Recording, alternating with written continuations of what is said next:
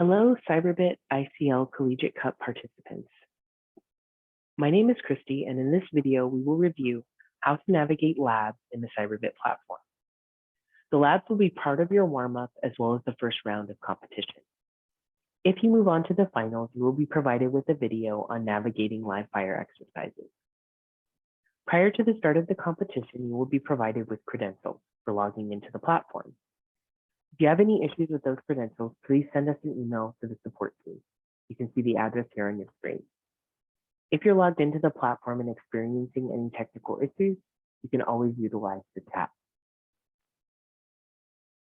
Let's jump into the platform. You can see here on the training dashboard, my tasks and my achievements. Under my tasks, you'll see your assigned courses. This will be for the warm-up as well as for the first round of competition. A course in Cyberbit is a collection of learning units. Primarily, these will be labs during the warm-up in the first round. However, you may see some spotlights in these courses as well. Spotlights are short videos. They are not graded, and they are just to help you to understand a little bit of context before you jump into a hands-on exercise. We've set up the courses in a recommended order. However, you can do the labs in any order that you would like. Let's go ahead and click on one of the labs. And we'll see here that I have a blue start button. Almost all of the labs can be started anywhere on demand, but I will also show you the option of how you can book labs for later. So let's go ahead and click on start.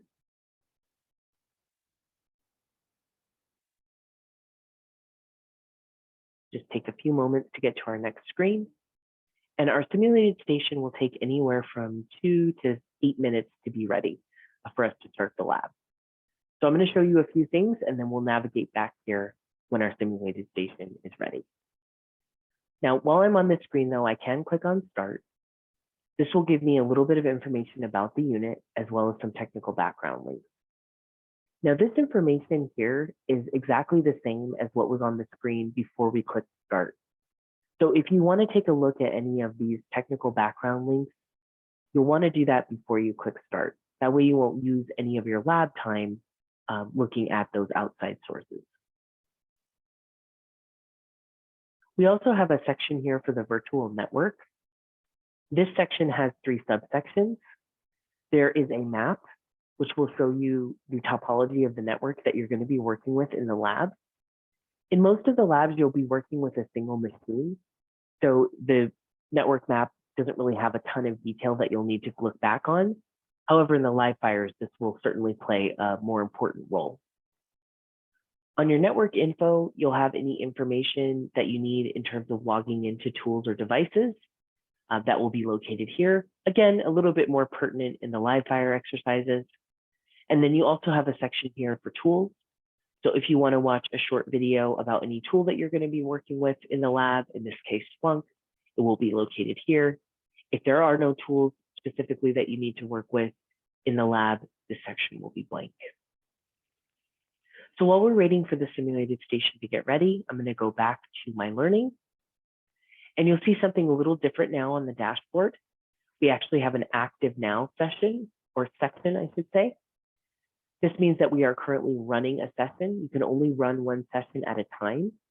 And so you'll notice that if I go back to my course, and if I click on another lab, I do not have the option to start it because we can only have one active unit at a time. But again, we do have that option to book for later. I'll show you what that interface looks like. First, you select a network. In this case, there's only one network, and so it's going to default to the one that is available. And then you can click on the time that you want to go ahead and run through that lab. Now, you can book up to a half hour in advance. In this case, I'm going to choose a time for tomorrow. We can go ahead and click on book, and then we'll get this confirmation. Now, when I go to the home page, I have another section that shows up for me, which is pending units. These are any units that I've either booked in advance, or if I pause a unit, it will be here waiting for me to resume. Before we check in on our simulated station, I'll show you a few more things. The chat in the platform is right here on the right-hand side. So if you need to access our folks in our help center, simply open up a chat with us. Please note too that when you do open up a chat, you will also have the option to look at any frequently asked questions. So if you're running into an issue, you might want to check into these FAQs and see if perhaps it's answered here before opening up the chat. The chat does have some unmanned hours, primarily later in the evening Eastern time. So if for some reason there's nobody available to answer you on chat, please note that your chat will be turned into a ticket and we will get back to you as soon as possible. Let's check in on our simulated station and see if it's ready. And it is. So we'll go ahead and click on Open Simulated Station. The simulated station is going to be opening up in a separate browser window. You see up here at the top. Let's go back to our Cyberbit application and click on Start Quiz. And this is a lab in Cyberbit.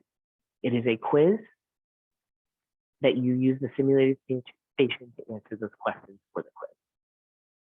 So you can see here you have the instructions on opening up the simulated station, opening up the Chrome browser in the station, going to the Splunk server address, and entering in the credentials.